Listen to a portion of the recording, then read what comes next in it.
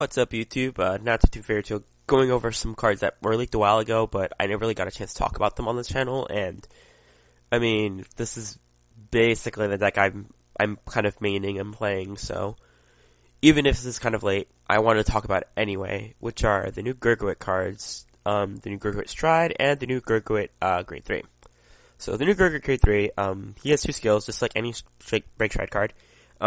He has Gem Break 2 skill, which is Gem Break 2 Unite, which is active if two or more units are called to Rearguard Circle or Guardian Circle, which is important, to Guardian Circle. So, all of your rearguards get intercept. And, on top of that, everything, your units can intercept from the back row to protect your Vanguard. So basically, you have an extra 15 to 30k shield on your field, essentially, which is very, very, very nice. This becomes even more relevant with the second ability, which is, when you counterboss 1, soul boss 1 cost, when your unit strides on top of it, you pay the cost. If you do, look at 4 cards on top of your deck, call a card to rearguard circle from among them, shuffle your deck, and then if you call the card with the Unite ability, look at the top card of your deck and call it to rearguard circle its rest. The secondary call, the card that you call from rest, at rest, if you call the Unite unit, is not optional. You must call that card. You have to call it from your deck. It doesn't matter. Because it says, and call it to your guard circle or not. You may, not up to one card. No. You have to call it. So basically what this means is, you don't have to play Unite units, but they're really trying to push you to play Unite units.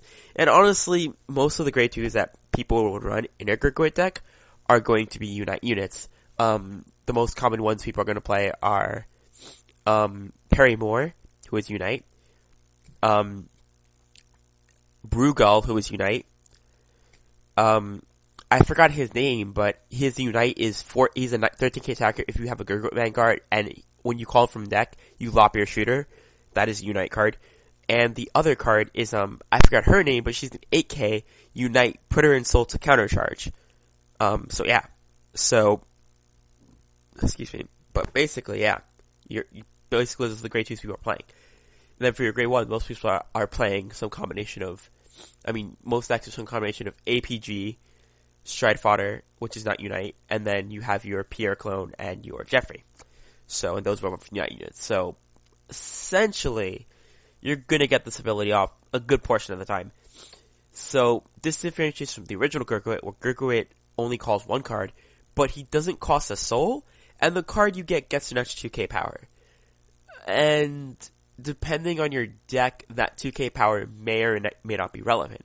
For example, if you play, if you call Brugal with the original Gurguit, Brugal is 16k on his own, essentially, once you have, his Unite skill active, if you don't have a booster. If you have a booster, it doesn't really matter, because, he'll be, 14, 21, it still works. As opposed to, 21 to 23, not a big difference. But, there are times where you just need that. Or, what else? I'm trying to think of another, example. If you play that 8k unit worth, that puts in soul to countercharge, it'll become 10k to have a 17k line. So, that is another example where it matters.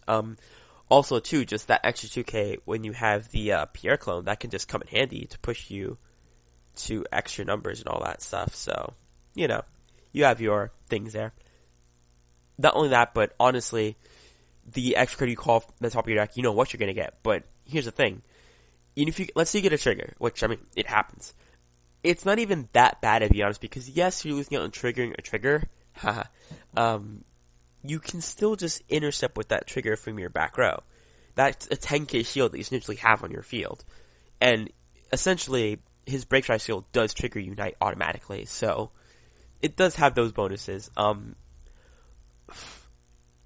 I honestly, both of them have their advantages.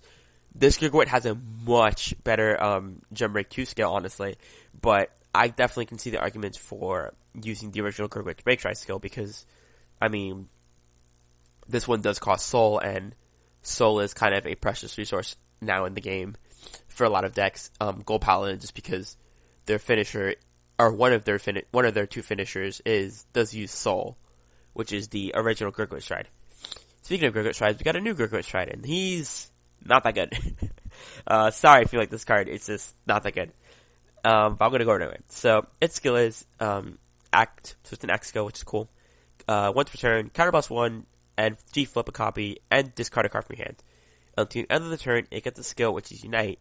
And Unite skill is when it attacks, look at 7 cards at the top of your deck, call a card from your aggressor to among it, and shuffle your deck. It also gains the skill that all of your units get 2k power for each face-up card with Gurguit in its card name in your G-zone. So, let's start with the bad things first about this unit. Actually, no, we'll start with the good things. So the good thing about this unit is it's an auto jump break 2, and his skill, this guy right here, he's not like Gabriel where you need to have where you really, really want his jump break 2 skill as soon as possible, but having his jump break 2 skill as soon as possible is pretty nice.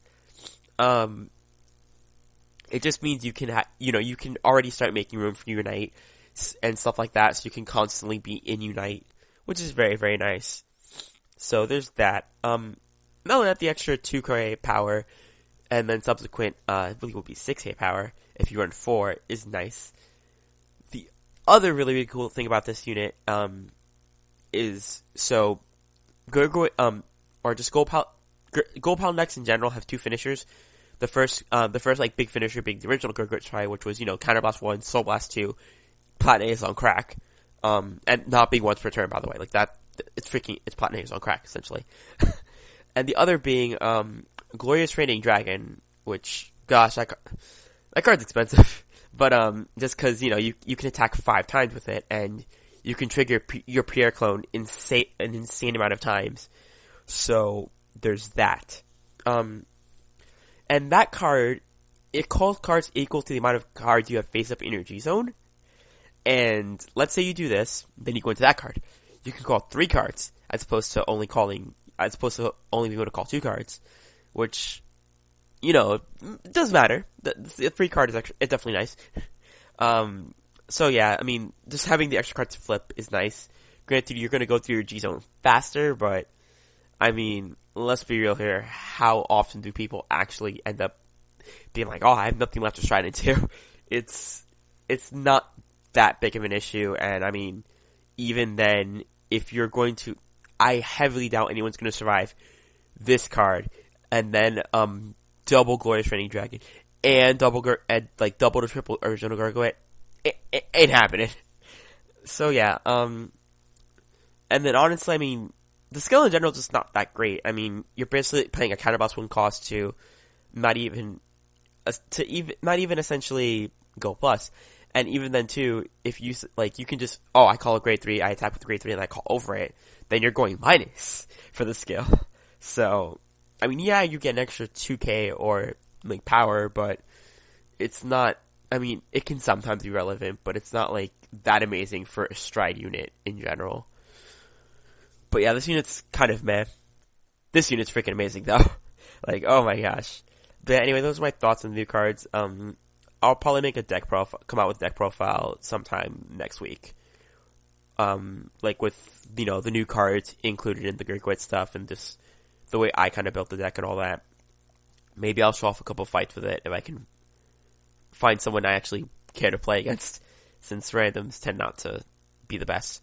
But yeah, anyway, this has been Natsu / QBA Fairy Tale, signing out.